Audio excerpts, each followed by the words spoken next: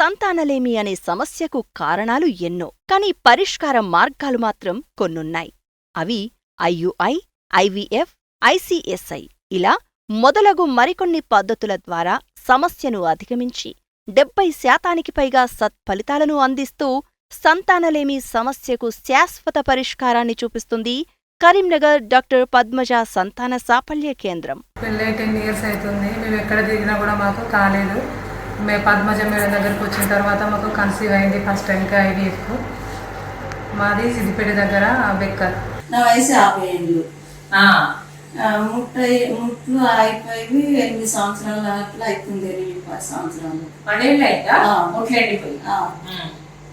ఇంకా పద్మజ మేడం కరీంనగర్లో మంచిగా చూస్తారంటే నేను వచ్చిన మేడం.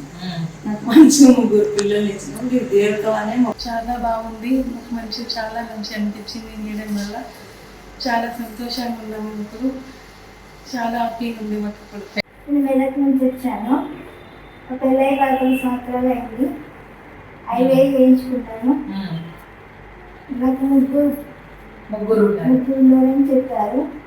పద్మజ మేడం దగ్గరకు వచ్చాను.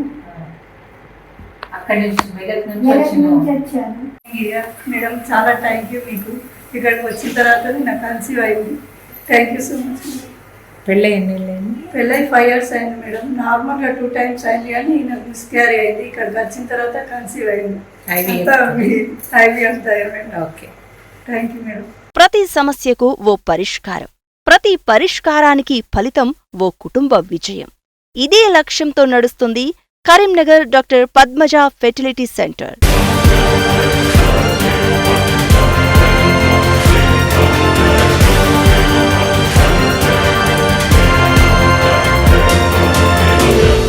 ఇలా ఒకరు ఇద్దరు కాదు, 1 సంవత్సరం 2 సంవత్సరాలు కాదు, 25 సంవత్సరాల సుదీర్ఘ ప్రయాణం, 25,000కు పై కుటుంబాల సంతోషానికి చిహ్నం కరీంనగర్ డాక్టర్ పద్మజ సంతాన సాఫల్య కేంద్రం.